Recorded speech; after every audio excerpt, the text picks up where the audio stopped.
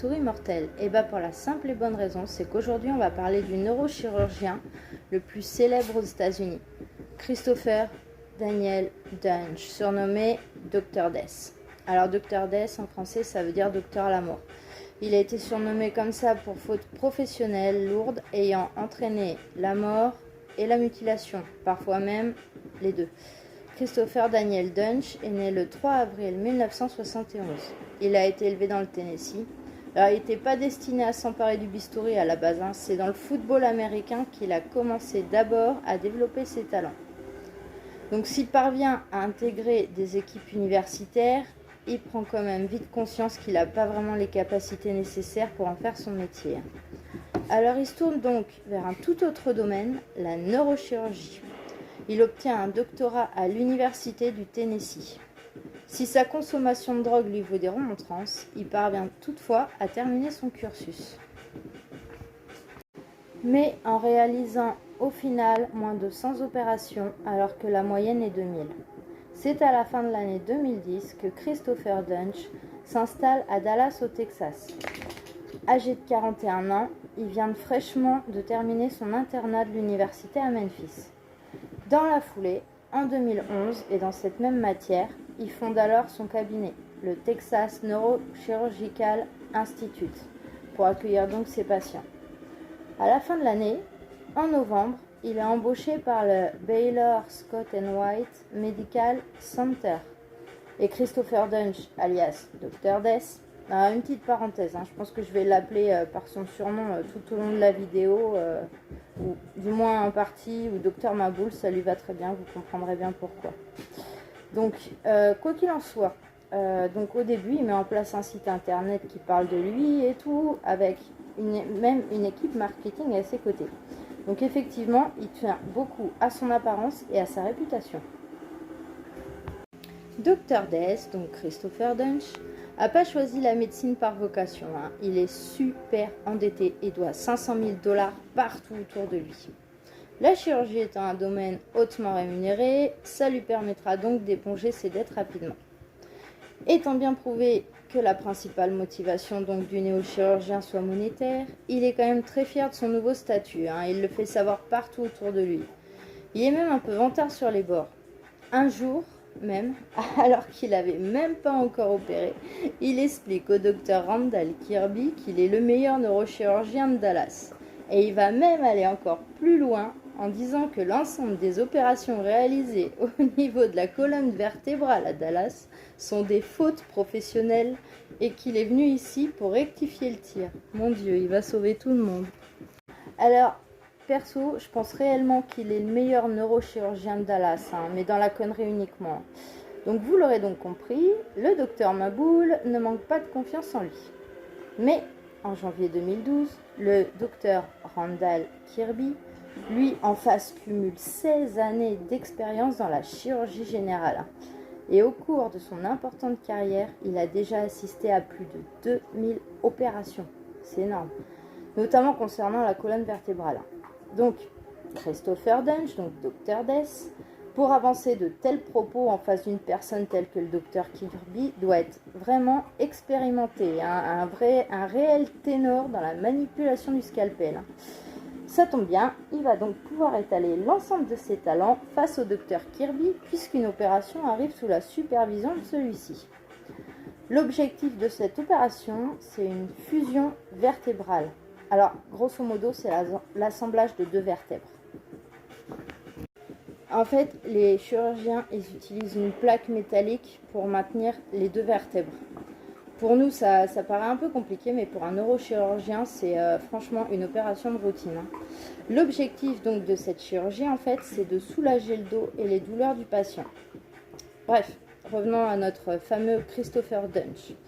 Lors de cette opération donc supervisée par le docteur Kirby, malgré la facilité de cette intervention donc pour un neurochirurgien, notre docteur va éprouver les pires difficultés à chaque étape du processus.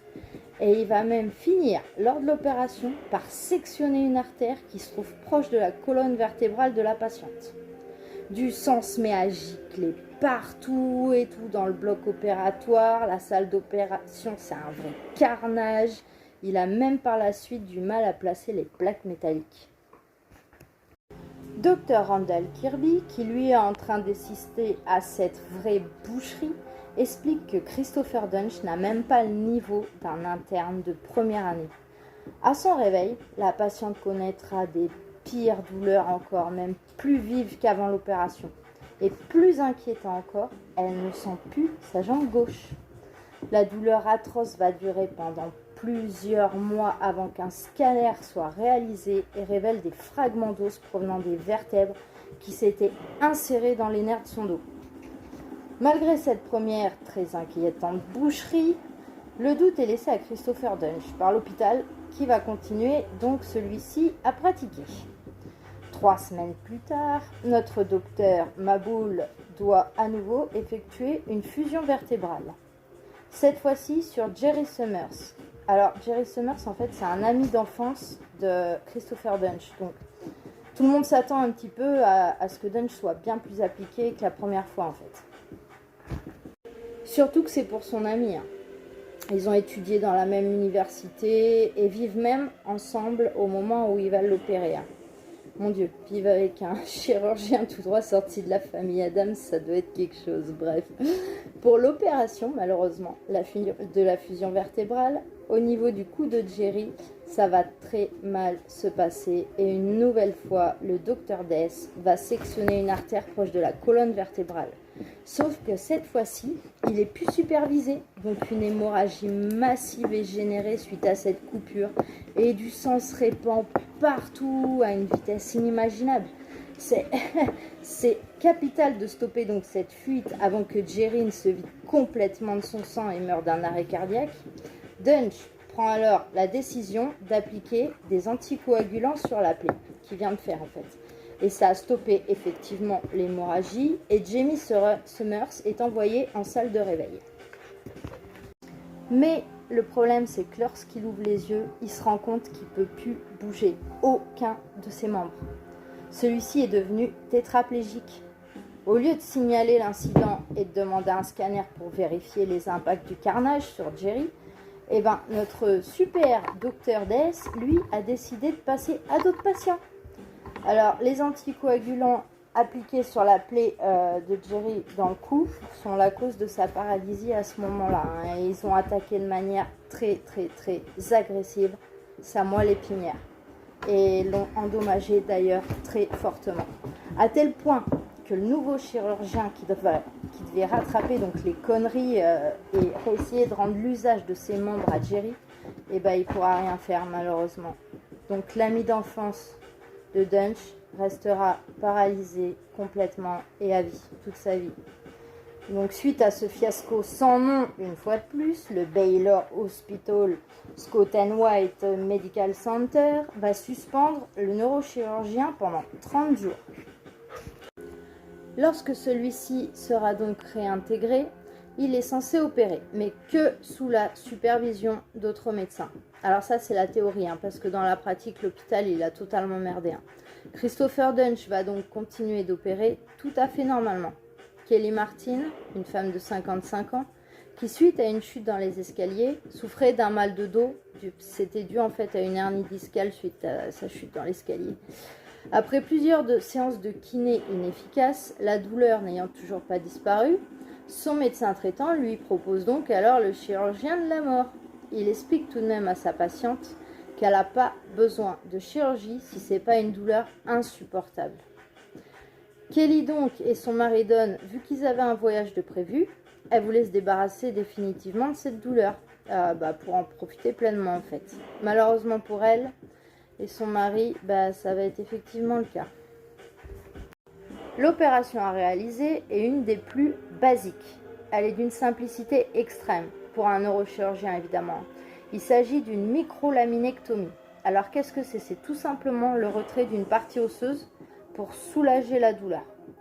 Kelly et son mari se rendent donc au Texas, voir le neurochirurgien, et ils ont eu affaire à Christopher Dunch. Donc ils sont super rassurés car Dunch dégage énormément de confiance.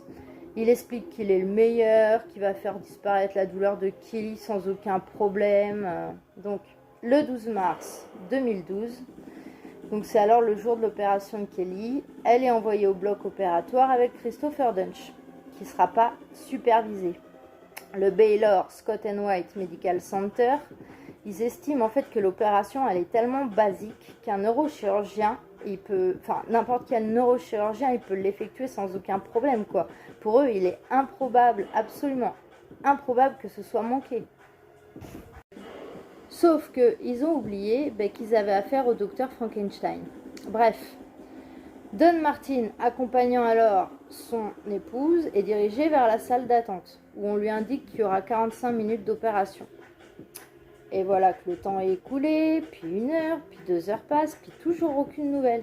Donc Don, en fait, il se doute qu'après autant de temps, c'est qu'il y a certainement des complications. Il décide alors de se rendre au bloc opératoire et de parler au médecin.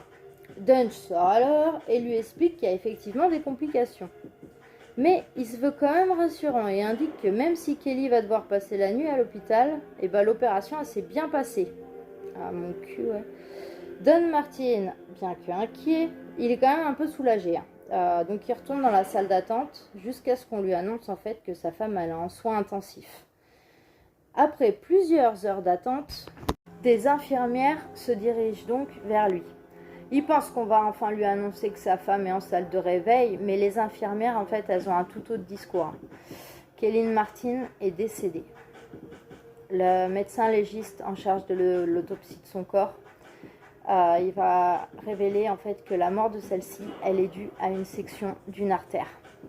Christopher Dunch, tout comme pour son ami Jerry Summers, a sectionné une artère qui se trouvait le long de la colonne vertébrale, comme la patiente aussi d'ailleurs qui était avant. Sauf que cette fois-ci, il ne l'a pas vue et Kelly Martin s'est vidée de son sang. Elle est morte suite à ce nouveau carnage. Alors après tout ça, je pense que vous en doutez, c'est fini pour lui au Baylor Scott & White Medical Center. Mais il démissionne alors qu'il vient de réaliser des horreurs à la chaîne. En fait, en apparence, il a juste simplement décidé de partir de lui-même. Don et Kelly Martin étaient dans l'impossibilité de savoir en fait que Christopher Dunch avait laissé derrière lui plusieurs terribles erreurs médicales. Les lois au Texas ayant changé depuis 2003, les hôpitaux en fait ils peuvent garder confidentielles les informations relatives aux mauvais soins. Aux États-Unis, un hôpital en fait c'est géré un peu comme une entreprise, donc il est hors de question qu'un scandale vienne entacher la réputation de celui-ci. J'adore les États-Unis, mais ça, franchement, j'avoue que c'est un point... Bref. Revenons donc à Don et Kelly Martin. Ils étaient dans l'incapacité d'être prévenus. Il s'agissait d'une opération bénigne à la base. N'importe quel autre chirurgien aurait pu accepter de la réaliser sans encombre. Malheureusement, ils ont eu affaire à un homme incapable d'effectuer une chirurgie, quoi.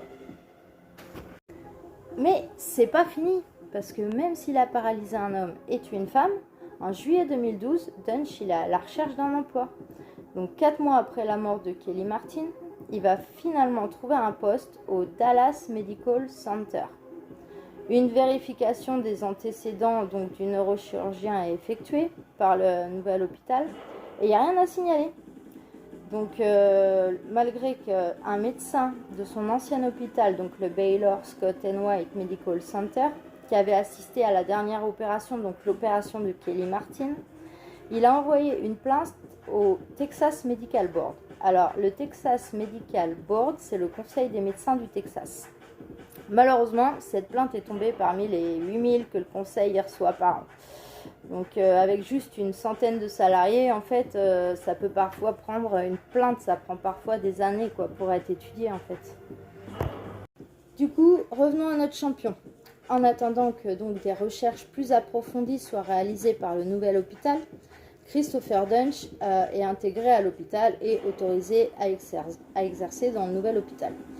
Par contre, le docteur Robert Anderson, un autre neurochirurgien du nouvel hôpital, explique que les informations qui avaient été transmises se résument en un email, expliquant qu'il n'y a aucun problème avec lui, avec ses performances. C'est ce que l'ancien hôpital aurait envoyé. Donc bravo. Le docteur Anderson raconte aussi que Dunch a volontairement parlé des cas de Martin et de Summers, donc à l'administration du nouvel hôpital. Il va donc détailler la cause des 2 massacres qui sont absolument pas de sa faute, mais ça, vous vous en doutez. Thierry Summers ayant connu une paralysie totale, soi-disant du fait d'une mauvaise interaction médicamenteuse, et Kelly Martin, soi-disant, elle était décédée suite à des complications de l'anesthésie. Il a un culot, le mec. Sa justification, donc sans faille, avec l'email envoyé par l'ancien hôpital, en fait, ça a suffi à convaincre le Dallas Medical Center de lui offrir un essai de 5 interventions. Donc les 3 premières chirurgies ayant lieu sur 3 jours consécutifs. En juillet 2012, donc, la première opération s'est déroulée correctement, ce qui est tout de même un événement ou même miraculeux, vous en conviendrez.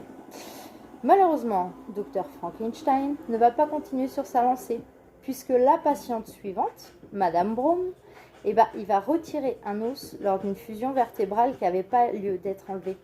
Et cette manipulation non nécessaire va générer une blessure à l'artère vertébrale. Madame Brown est donc retrouvée dans la salle de réveil, dans son lit d'hôpital, sans aucune réaction. Elle était dans un état en fait végétatif, quoi. Il est à ce moment-là impossible en plus de contacter ce médecin charlatan pendant 1h30 parce qu'il est en train d'effectuer sa 3e opération. Donc Madame Brown, comme toutes les autres patients, a connu une hémorragie massive, une énorme perte de sang et du coup a fini en attaque cérébrale. Madame Brown, après cette découverte, donc, a immédiatement été transférée dans un autre hôpital, quoi. Mais son arrivée, en fait, il était déjà trop tard. Elle était en état de mort cérébrale, elle était quasiment décédée. Ils n'ont rien pu faire. La 3e opération, parce qu'il était en train de faire donc en même temps une autre opération, Christopher Dunch a enchaîné Mary Efford, une patiente de 74 ans qui, là encore, devait avoir une fusion vertébrale. Et cet incompétent de Dunch, avec le matériel de fusion des vertèbres, va insérer des vis. Problème, c'est qu'il va visser dans le muscle de la vieille dame. Du coup, quand elle se réveille, elle a des douleurs atroces au niveau de sa colonne vertébrale. Pire, il est même possible de voir les vis au niveau de son dos, car les vis, en fait, elles traversent directement le muscle. Elle devra souffrir comme ça pendant 2 jours, en attendant que son état se stabilise pour que l'expert, donc le docteur Robert Anderson, comme je vous parlais tout à l'heure, il reprenne l'opération pour réparer tout ça, quoi, pour réparer les dégâts. Le neurochirurgien, donc docteur Anderson, il exerce depuis plus de 40 ans, il a 40 ans de métier, et il a signalé que c'était la première fois qu'il voit et qu'il constate une boucherie de la sorte. Si bien qu'il suppose que Christopher Dunch, c'est un imposteur. Il va donc également envoyer les références, ses photos et tout à plusieurs universités du Tennessee, car il soupçonne en fait que le docteur Lamore, il n'a pas obtenu son diplôme, tellement c'était mal fait en fait. Malheureusement, comme je vous l'ai dit en tout début de vidéo, ce sociopathe de médecin l'a effectivement obtenu. Donc, comme confirme au neurochirurgien Robert Anderson, la faculté de médecine du Tennessee à Memphis. Le docteur Robert Anderson va alors tout faire pour faire cesser d'exercer Christopher Dunch. Il va passer des coups de fil partout, envoyer des plaintes au conseil des médecins du Texas, mais la réponse c'est toujours la même. On va analyser la plainte d'ici 30 jours. Les plaintes des médecins et avocats des familles arrivent de toutes les victimes, quoi, là-bas, mais la réponse, c'est toujours la même, quoi. Attendez, on étudie dans 30 jours maximum. Le supplice et la tristesse dans tout ça, c'est que malgré ses fautes professionnelles dégueulasses, Christopher Dunch avait encore une très bonne réputation. Les hôpitaux étouffant les affaires. Sur le site officiel d'évaluation des médecins, il obtient une note de 4,5 étoiles sur 5. Il donne même des interviews dans des émissions locales. Et donc pendant tout ce temps, Christopher Dunch, il continue à recevoir des patients dans son cabinet, tranquille. Il va continuer également à opérer chaque patient ayant un problème de paralysie en résultat par la suite. Dunch va trouver un emploi après à l'hôpital de la ville de Frisco. Il y effectuera en fait qu'une seule opération, celle de Philip Mayfield. Lors de la fusion donc, vertébrale, le neurochirurgien va perforer la moelle épinière et y créer des dommages quasiment irréversibles. Il a foré tellement profondément dans la colonne vertébrale que Philip Mayfield, en fait, il va créer des énormes lésions nerveuses et du coup, maintenant, sa peau, elle se met à peler. Suite à ce nouveau désastre, le neurochirurgien démite ses fonctions. Bah ça, c'est une bonne idée. Hein. Mais ça casse pas trois pattes à un canard, hein, c'est que partie remise, parce que par la suite, le docteur Lamore intègre l'Université Générale de Dallas. Mais celle-ci, elle savait, hein, parce que contrairement aux précédents hôpitaux, hein, parce que les docteurs Kirby, donc du premier hôpital, et les docteurs Anderson, donc, du deuxième hôpital, ils vont les deux supplier l'université de ne pas embaucher Christopher Dunch. Mais c'est trop tard.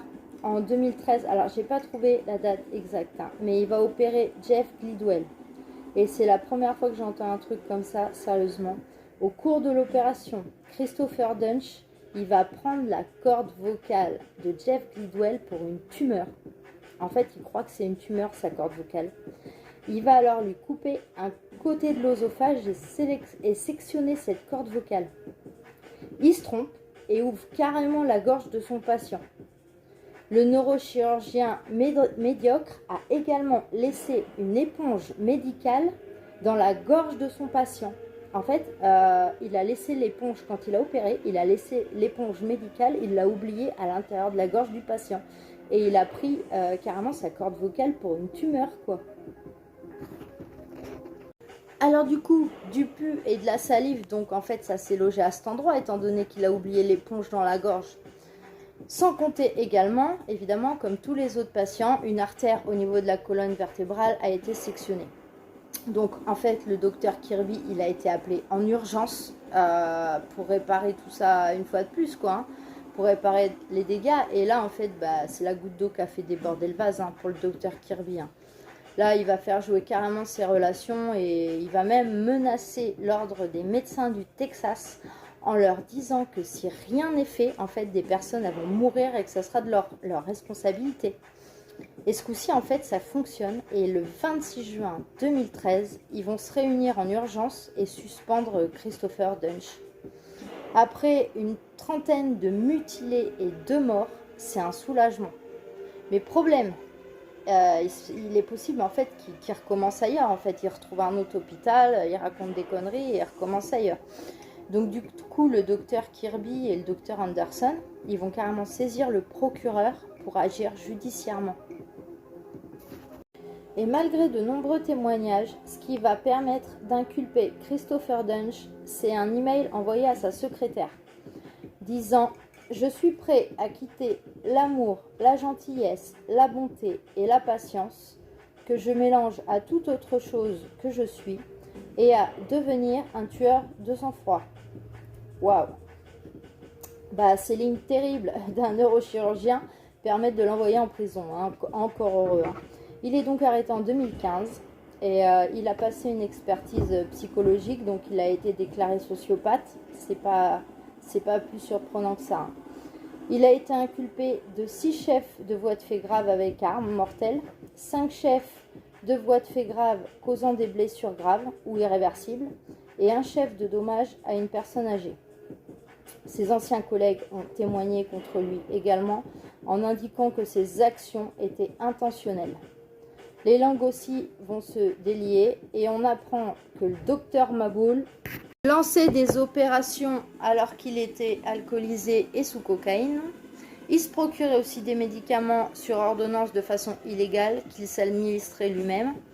Le jury n'a pris que 4 heures en fait pour le déclarer coupable. Le 20 février 2017, il a été condamné à la prison à vie.